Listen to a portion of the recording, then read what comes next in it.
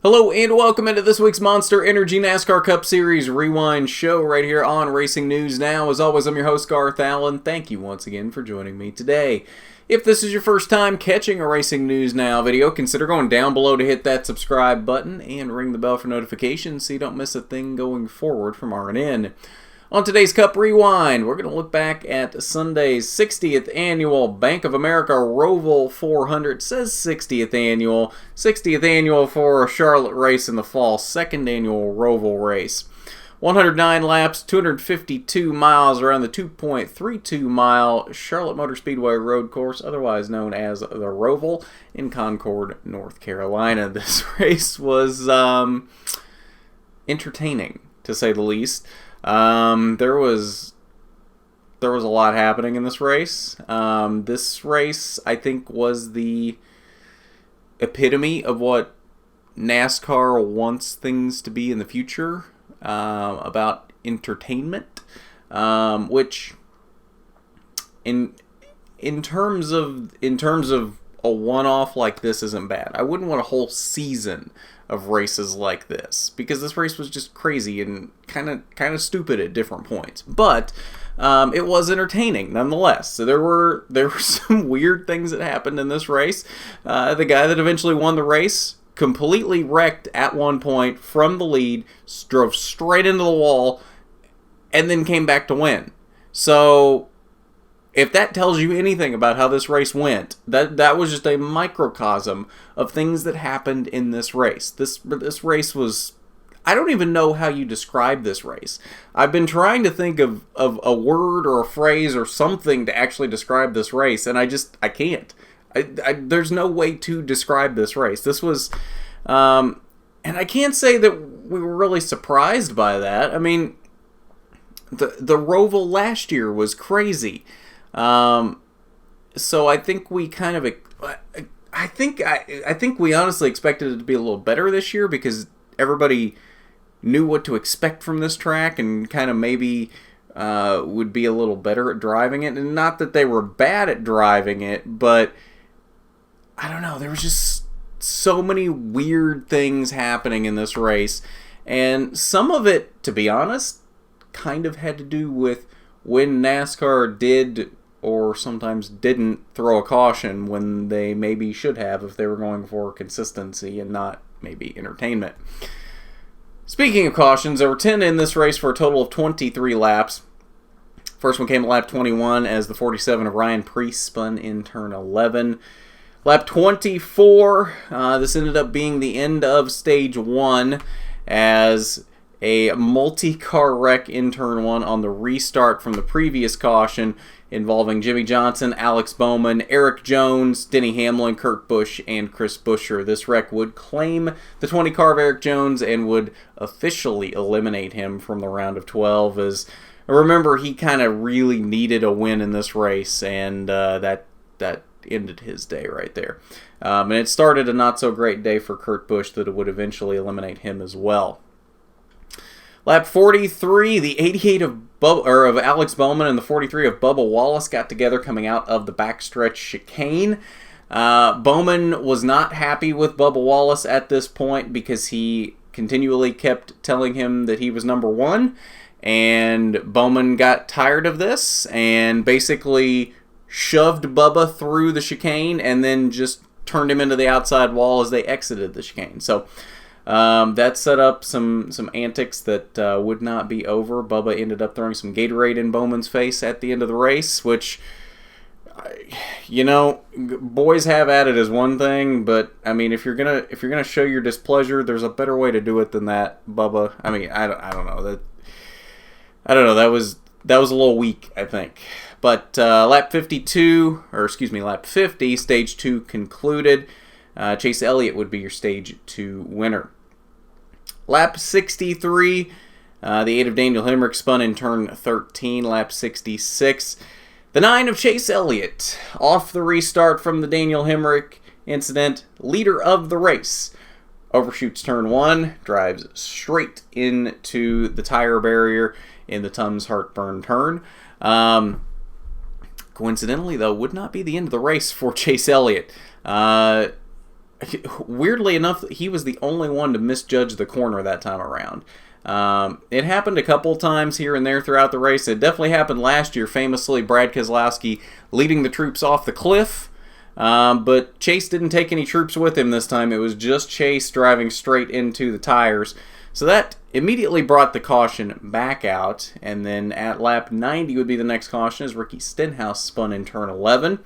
Lap 94, multi-car incident in turn number 6. Involving Denny Hamlin, Ryan Newman, Ryan Preece, and Paul Menard. Turn 6 being as they come out of the infield portion of the Roval. Lap 97, the 41 of Daniel Suarez stopped on the track. And final caution came at lap number 100. Multi-car incident in turn 8 involving the 1 of Kurt Busch, the 37 of Chris Buescher, the 6 of Ryan Newman, and the 47 of Ryan Preece. That set up a 8-minute red flag so that we had a few laps of racing left at the end of the race. And then things weren't quite done yet at that point either.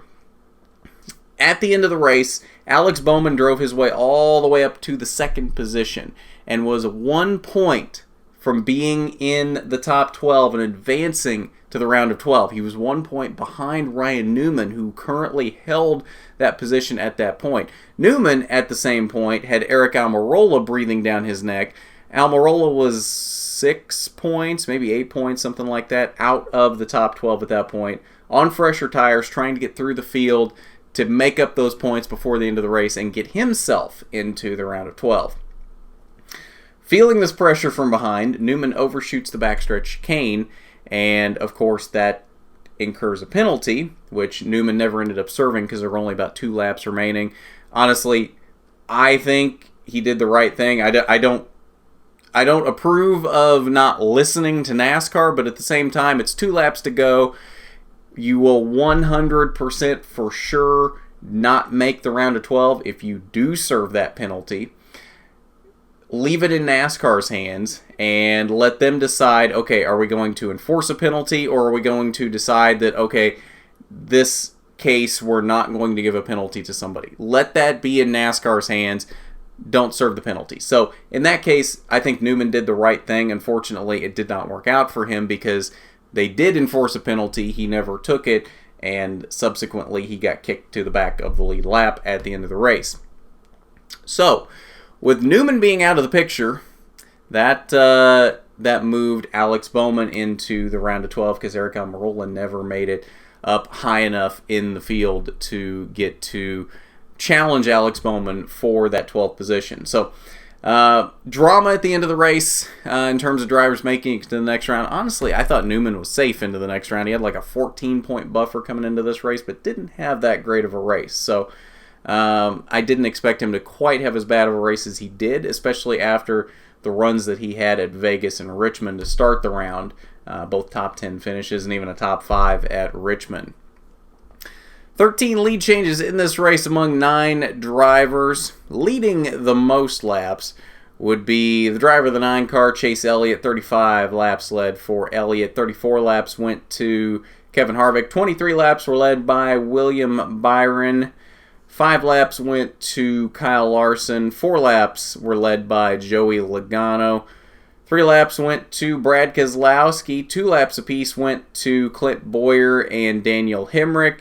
And 1 lap went to Martin Truex Jr. All right, so on to your results.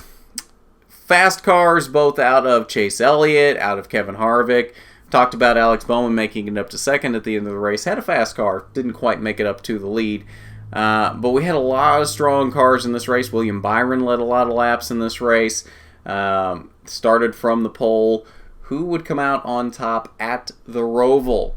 It would be Chase Elliott for his 3rd win of the season. Chase Elliott becoming quite the road course ringer at this point, winning back-to-back now at Watkins Glen this season and last season, and now picking up the Roval this year. Quite the road course ringer he is becoming, and it was even. Remember we talked about he on that restart drove straight into the tires in turn 1, completely overshot turn 1, comes back from that, and still wins the race. How do you drive straight into the wall, have a car working well enough to still come back and win a race. That's just amazing to me. And he was clearly the fastest car on the track at the end of the race. Alex Bowman had comparable lap times, I think, to him in those closing laps, but Elliott was a bit quicker than Alex Bowman was at the end of the race. Just an incredible drive out of Chase Elliott, and he started 19th in this race. So obviously wasn't super quick in qualifying, but made up for it in the race, definitely. Bowman, of course, did come home in second with Kevin Harvick third. Clint Bowyer finishes in fourth, the strong run that he needed to advance to the round of 12, and Brad Keselowski rounds out the top 5. Rest of your top 10, William Byron advances to the round of 12 with a 6th place finish. Martin Truex Jr., your winner of the first 2 races in the round of 16, he came home in 7th. Ryan Blaney, 8th was good enough for him to get to the next round. Jimmy Johnson in 9th, the only non-playoff driver in the top 10, and Joey Logano rounds out the top 10. 11th through 20th, Matt DiBenedetto down here in the 11th position. Kyle Larson, just good enough there in the 13th position to make it to the next round. Eric Almirola, unfortunately, though, 14th was not good enough for him to make it to that next round. Denny Hamlin down here in 19th, not a good day for him. Caught up in a couple of incidents, but does advance to the next round with that 19th place finish. Kurt Busch, on the other hand, in 20th, does not make it to the round of 12. 21st through 30th. A lot of cars on lead lap in this race. You see, we're down through 30th at this point, and still everybody on the lead lap. So, not a lot of room for error if you had to drop to the rear of the lead lap, as a notable name in the 6 car did that we have not seen yet. Austin Dillon came home in the 23rd position. Bubba Wallace down here after his run-in with Alex Bowman, 24th on the day. Final page, 31st through 40th. Here we see Ryan Newman down here in the 32nd position. And like I said, I don't fault him for not observing the penalty with 2 laps to go. Again, you leave it in NASCAR's hands. If they're going to enforce it, let them enforce it. But you don't want to do the penalty and then they were never going to enforce it in the first place, and you just voluntarily took yourself out of a playoff position. So, honestly, I don't think Ryan Newman did anything wrong in that situation. It was unfortunate. He made a mistake overshooting the chicane, and it cost him. Daniel Hemrick came home in 33rd after a couple of incidents, and then the biggest lulls I think out of this race came from a couple drivers down here. First one was Daniel Suarez in 34th. He spun twice coming to the white flag. Had a pretty big hit coming off of NASCAR 4, and there was no caution. Kept it back going. I understand you want to keep the race green to let it play out, but he had a pretty big hit, and I'm pretty sure he got T-boned or fairly close to T-boned. They're coming off of turn 4, and NASCAR is always preaching that, we throw the caution as soon as we can if something happens to make sure that the drivers are safe, especially if something that looks like it might be serious happens. And I'm pretty sure a T-bone is pretty severe, but never threw a caution. Suarez kept going. He comes down into the front stretch chicane and spins again. Like, he had a clearly damaged car that I didn't think he was even going to drive away from the first incident. Comes down into the chicane and just can't even make it through the chicane and spins again. Still no caution. So I question NASCAR on that front, and that's part of the reason why at the beginning I was talking about how this race was really a lot of NASCAR just trying to make entertainment and not necessarily about the racing product. Which, again, as long as you're not putting anybody in harm's way, a race or two like that a year is not necessarily a bad thing. And I wouldn't necessarily want a full season of races like that. That would be a little much. The other driver on here that kind of put up some lulls in this race was Kyle Busch. 3 laps down at the end, coming to the end of the race, basically just said screw it at the end of the race and turns the car around, drives backward, drives onto pit road, and says, I'm going home. Didn't finish the race, ends up officially 10 laps down. So that was interesting. Kyle Busch has been a little weird lately, to be honest. I know Kyle Busch has always been this very polarizing figure. Obviously, everybody either loves him or hates him. There's really nobody in the middle on Kyle Busch. And he's always good for some very interesting interviews, especially when he has a bad day. But it just feels like something's a little off with Kyle Busch right now. In the things that he's doing, the way that he's acting, I'm not sure what it is. But something seems a little off with Kyle Busch right now, and I can't pin down what it is. But even for Kyle Busch, that seems a little extreme. Just be 3 laps down and essentially rage quit. That's essentially what he did. Was he just kind of rage quit? He was like, I'm 3 laps down. What's the point in finishing? I mean, I get it. I would have that thought run through my mind as well. But I mean, you're in it for more than yourself. You have sponsors, you have a team, you owe it to them to kind of finish the race. So, I don't know, that was a little interesting, to say the least.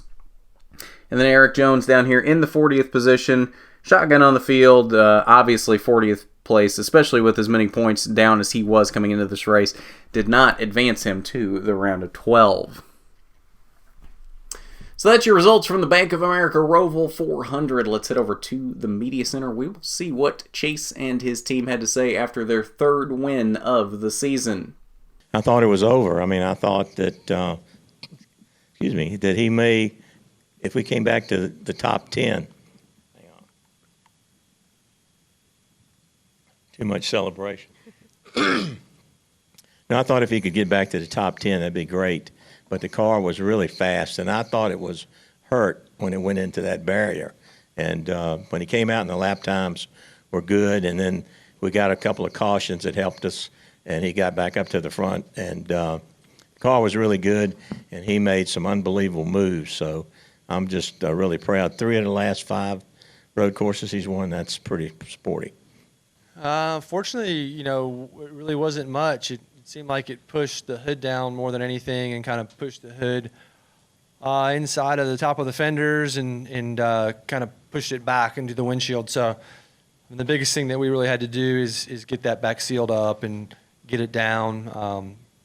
Having that vented isn't the greatest thing in the world for the performance of the car. So, it was our biggest task. And as long as the splitter was intact and in good condition, no tire rubs, we were going to be in decent shape. So that was the case. We got lucky on that. I don't know how we didn't have more substantial damage than that. I think it just that went our way.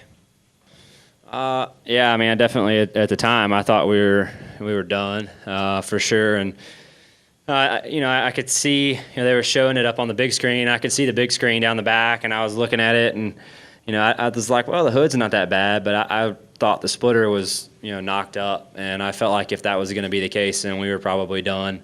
From there, and obviously just a really stupid mistake. I mean, I'm not sure that you could do something more stupid than that. So if there ever is a notebook of things not to do, that should be number 1 in that book.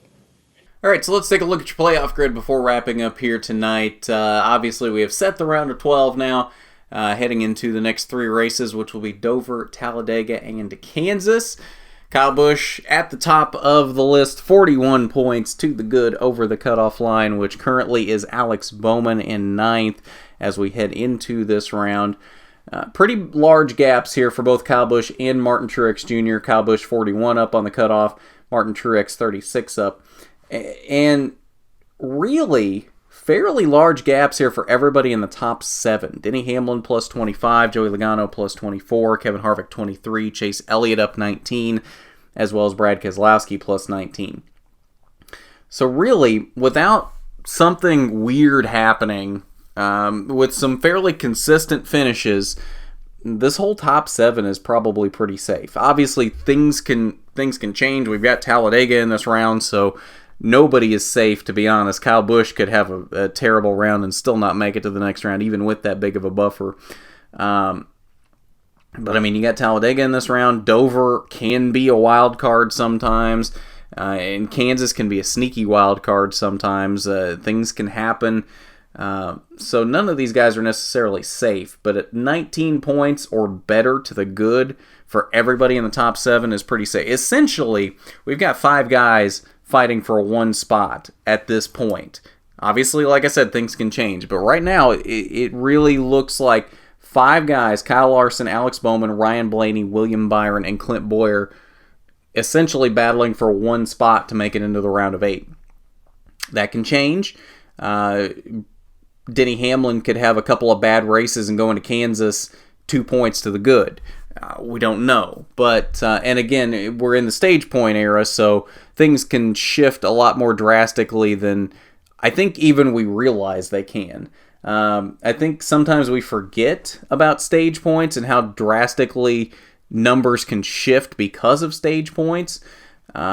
So, yeah, not necessarily anybody is safe at this point, but 19 points or better is a pretty safe gap as long as you have some fairly consistent finishes in this round. But really, again, I'm kind of looking at Larson, Bowman, Blaney, Byron, and Boyer in this round. There's a lot of B names in there.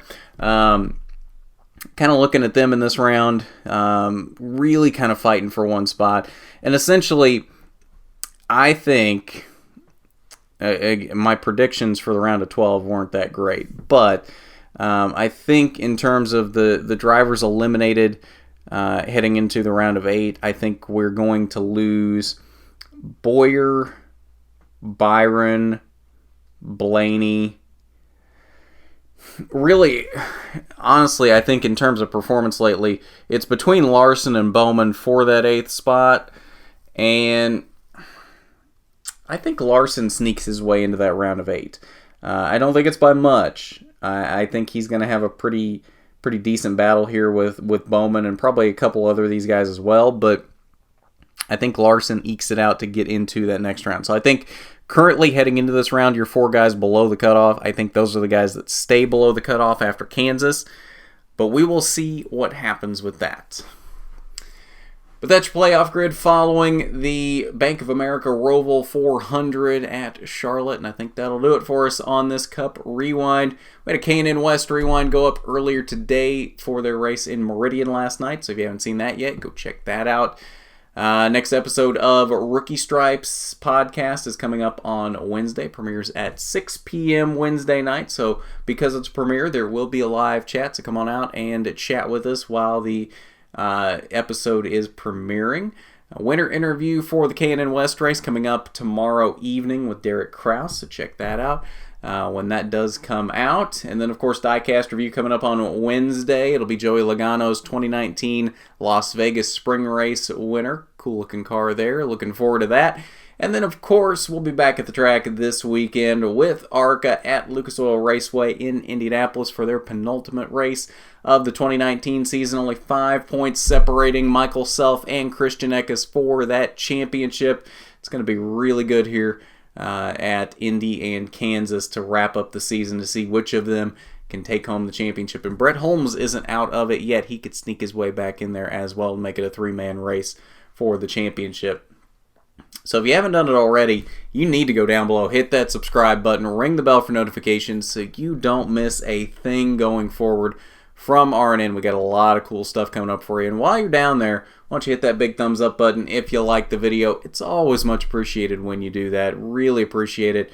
Helps us out a ton whenever you do that. But at that, this has been the Monster Energy NASCAR Cup Series Rewind Show. I'm Garth Allen for Racing News Now.